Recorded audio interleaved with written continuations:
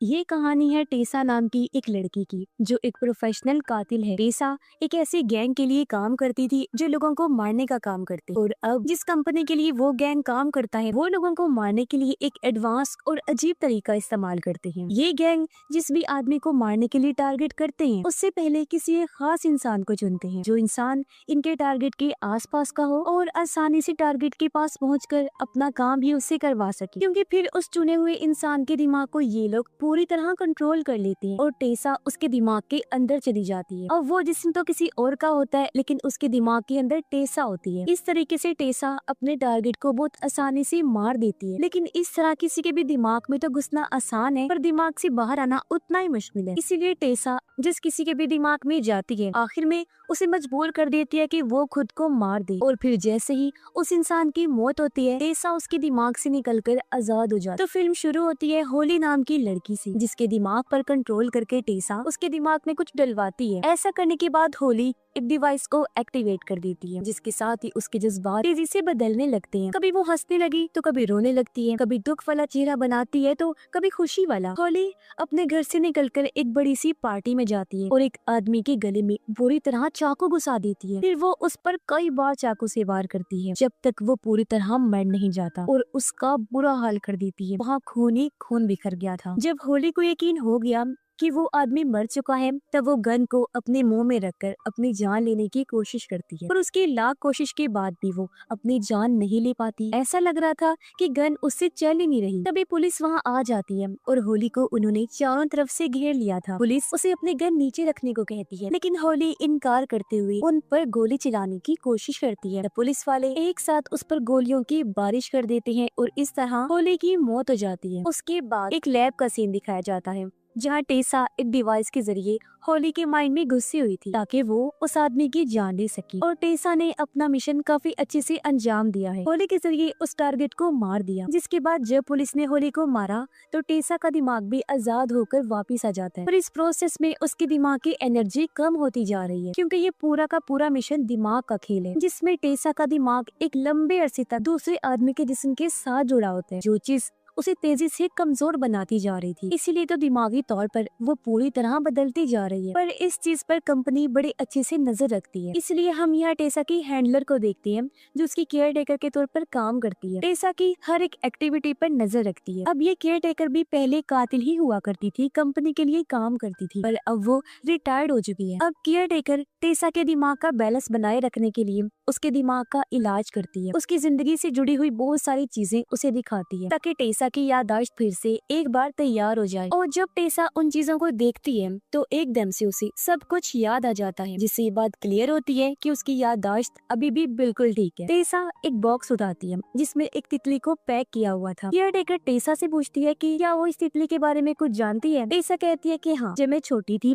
मैंने इस तितली को मार दिया था, लेकिन बाद में मुझे इस पर बहुत अफसोस हुआ, इसलिए मैंने इसे पैक करवा के अपने पास रख लिया। उसके बाद केयर टेकर टेसा को बताती है कि हमें अपना अगला काम मिल चुका है और ये मिशन बहुत बड़ा है। आज से पहले हमें इतना बड़ा काम कभी भी नहीं मिला। जाहिर है मिशन बड़ा है तो उसकी कीमत भी बहुत बड़ी होगी, इसलिए हमें बहुत सारा पैसा मिलने वाला है। टेसा मिशन के लिए मान जाती है, लेकिन वो कहती है कि मिशन करने से पहले वो अपनी फैमिली से मिलना चाहती है। केयर टेकर उसे मना करती है और कहती है कि जो काम हम लोग करते हैं ना उसमें दिमाग को शांत करना होता है, जिसके लिए हमें फैमिली से दूर रहना जरूरी है ताकि उनका दिमाग न बदल सके और हमारे दिमाग का बैलेंस भी बना रहे, और यही चीज हमारे दिमाग को बेहतर बनाती है। लेकिन टेसा अपनी जिद पर अड़ी रहती है और अपने घर वालों से मिलने चली जाती है। टेसा के घर में उसका हस्बैंड और एक बेटा था। वो अपने घर के अंदर जाने से पहले एक प्रैक्टिस करना शुरू करती है ताकि वो फैसला कर सके कि वो अपने हस्बैंड से कैसे बात करेगी और बेटे से कैसे करेगी। ये बिल्कुल वैसा ही था जैसा वो किसी और के दिमाग में घुसने से पहले करती है। तब टेसा ये प्रैक्टिस इसलिए करती है ताकि वो सोच सके कि किसके साथ उसे किस तरह बात करनी है। अब इससे हम अंदाजा लगा लेते हैं कि टेसा अपने काम में किस कदर खो चुकी है। इन सब चीजों ने उसके दिमाग पर कितना गहरा असर डाला है। ऐसे भी टेसा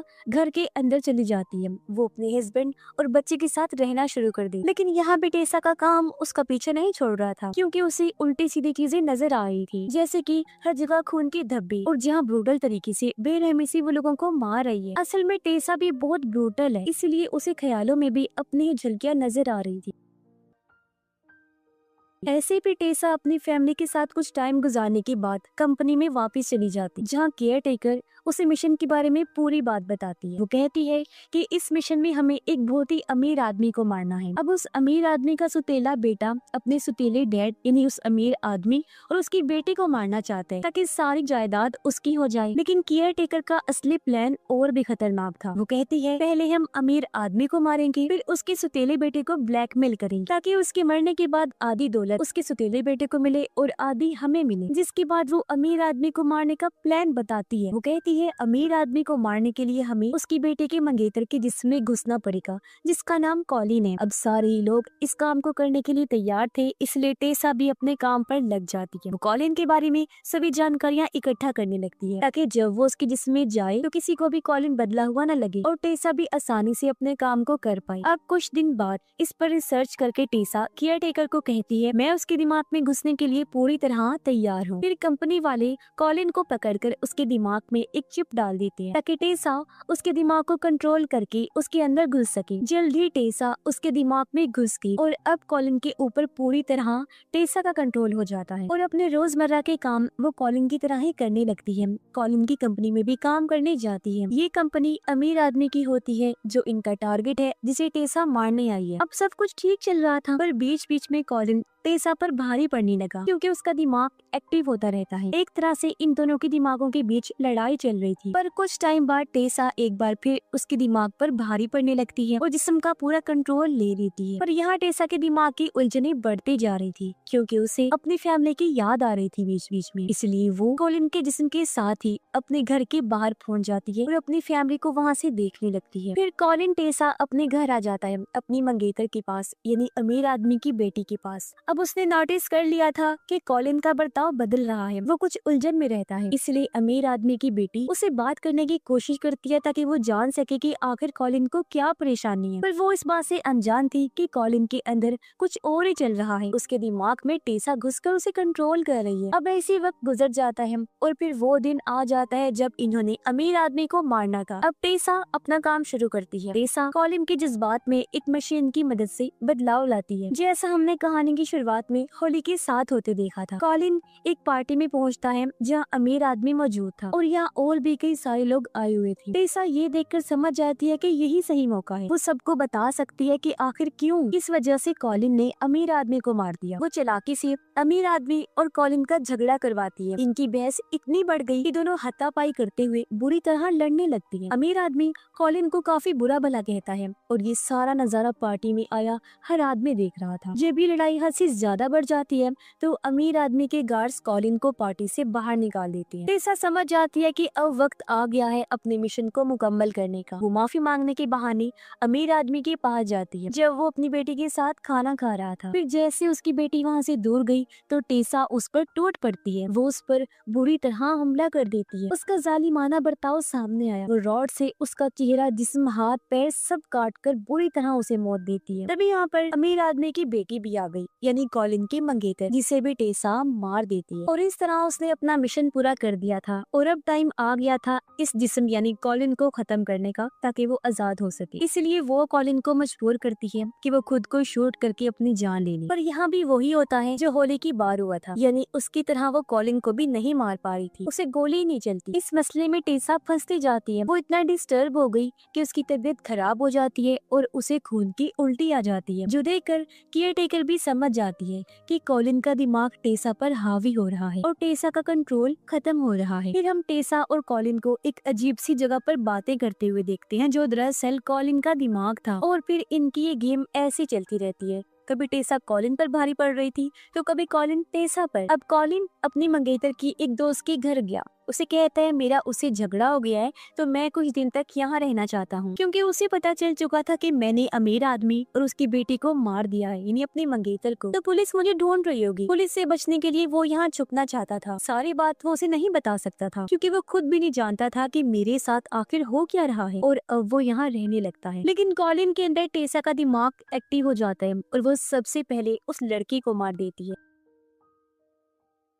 तभी दरवाजे की बेल बजी। कॉलिन ने जब चेक किया तो वहाँ एक लड़का था जो कहता है मुझे इस लड़की ने घर बुलाया था, इसलिए कॉलिन उसे अंदर आने देता है, पर वो चालाकी से कॉलिन को मारकर बेहोश कर देता है और अब वो लड़का कॉलिन के दिमाग का इलाज करने लगता है। पर कुछ देर बाद जब कॉलिन को होश आई तो वो उस लड़की पर गन तान देता है। वो लड़का बताता है कि मैं केयर टेकर का साथी हूँ और मैं हर मिशन में साथ ही होता हूँ, मैं हर चीज पर नजर रखता हूँ ताकि अगर कोई गड़बड़ी हो जाए तो मैं उसे ठीक कर सकूं। टेसा कहती है वो कॉलिन का दिमाग चाह कर भी कंट्रोल नहीं कर पा रही, वो फंसती जा रही है जिस वजह से बहुत परेशान है, इसलिए प्लीज तुम मुझे गोली मार दो। पर केयर टेकर का साथी कहता है सॉरी, मगर मैं तुम्हें नहीं मार सकता क्योंकि मैं कोई कातिल नहीं हूँ। इसके बाद केयरटेकर का साथी फिर से टेसा को कंप्यूटर से कनेक्ट कर देता है और उसके दिमाग पर नजर रखने लगता है। तब हम देखते हैं कि उसके दिमाग में कॉलिन और टेसा की लड़ाई चल रही है। इस बार टेसा पर वो हावी हो जाता है और टेसा का चेहरा उखाड़ लेता है। वो उसके चेहरे की चमड़ी को अपने साथ लगा लेता है ताकि उसकी पहचान ले सके। इससे हम समझ पाते हैं कि इस लड़ाई में कॉलिन पूरी तरह टेसा पर हावी हो गया है और जिस्म का पूरा कंट्रोल अब कॉलिन के पास ही है। इसलिए जब कॉलिन जागता है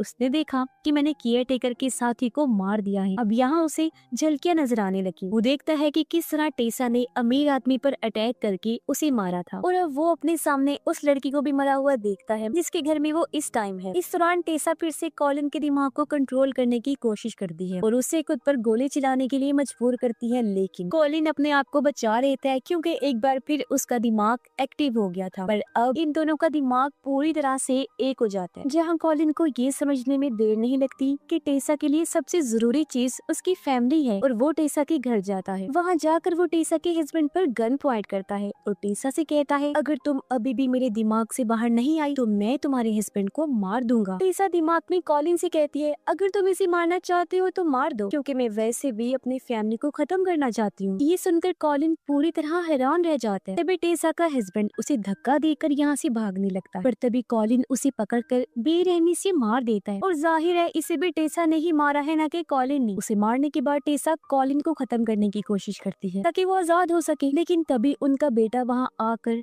कॉलिन की गर्दन में चाकू घुसा देता है जिससे तेजी से उसका खून निकलने लगा। कॉलिन के अंदर अभी टेसा एक्टिव थी, इसलिए वो अपने बेटे पर गोलियां चलाने लगती है जिससे वो मरने लगा। अब एक तरफ कॉलिन मर रहा था तो दूसरी तरफ टेसा का बेटा, वो कहता है मुझे यहाँ से बाहर निकालो। अब ये बात वही कहती है जो किसी के दिमाग में घुसे होते हैं, यानी कि इस टाइम टेसा के बेटे के दिमाग में भी कोई गुस्सा हुआ था, पर कौन, इसका जवाब हमें आगे पता चले। और अब वो दोनों एक साथ मर जाते हैं, जिसके साथ हम लैब का सीन देखते हैं जहाँ इस बार टेसा के साथ साथ उसकी केयर टेकर भी जाग रही होती है, जिससे हम समझ जाते हैं कि टेसा के बेटे के दिमाग में और कोई नहीं बल्कि केयर टेकर ही थी, जो दरअसल टेसा को वहाँ से निकालने आई थी। और उसका ये मकसद भी था कि टेसा अपनी फैमिली को खत्म कर दे, क्योंकि उसकी फैमिली टेसा को दिमागी तौर पर कमजोर बनाती जा रही और अब फैमिली के खत्म होने के बाद दिमागी तौर पर वो ठीक रहेगी तो एक बेहतरीन कातिल बन जाएगी जो कंपनी के लिए काफी फायदेमंद साबित हो सकती है। और अब केयर टेकर अगले दिन फिर से टेसा के दिमाग का टेस्ट करने लगती है, याददाश्त चेक करने के लिए, जहाँ टेसा पहले की तरह अपना सामान देखती है और उस पैक हुई तितली को भी। जब केयर टेकर उसे तितली के बारे में पूछती है तो टेसा सारी कहानी बताती है, पर इस बार